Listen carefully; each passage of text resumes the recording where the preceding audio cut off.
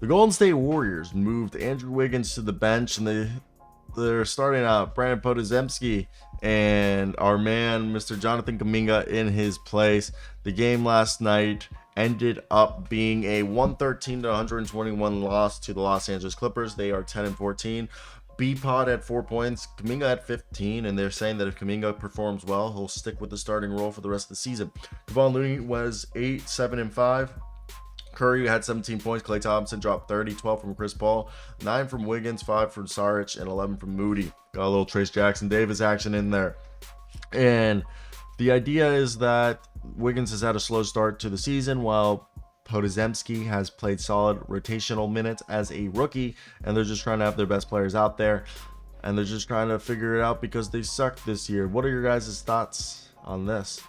For me, having Wiggins come off the bench, it basically tells him, hey, we want you to be the defensive maestro. Let's build up your confidence. You're definitely a guy, as a Timberwolves fan, Wiggins is the definition of a confidence guy. He's a rhythm guy. He needs to be, he needs to build up that confidence and get back into a rhythm. And I don't mean like a rhythm shooter where he needs his shots to get into. No, he needs to have a good energy around him and be in a good energy. And if he's not in this good energy, it's not kumbaya. So I think they're telling him, hey man, we're gonna have you come off the bench. You come off the bench and you'll have a green light, wreak havoc. Because him being a starter, being a starter, if you're not in the right mindset, you have this thing where you get caught up in this like in all the minutia, where if you miss a shot, make a mistake, you're like, shit, I'm gonna lose my starting role at this and that, and it adds this pressure. Now when you're coming off the bench, you're off the bench, man. Okay, there ain't anything worse that's going to happen. You're already on the bench, okay? So you come in, and you're coming in balls to the wall when you come off the bench. So it's a different vibe. It's a different responsibility. And I think that's going to...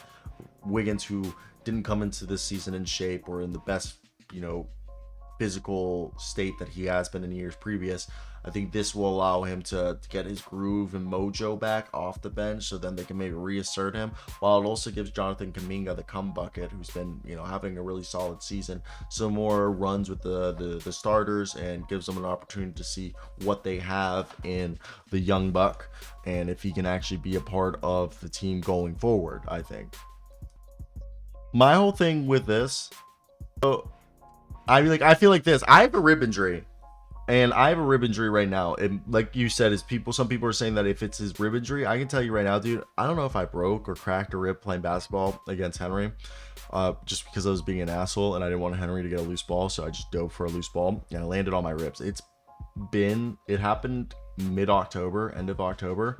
I still have pain in my rib, and it's been probably 6 weeks since the injury occurred, and I don't think I fully broke it. I think I cracked or bruised it.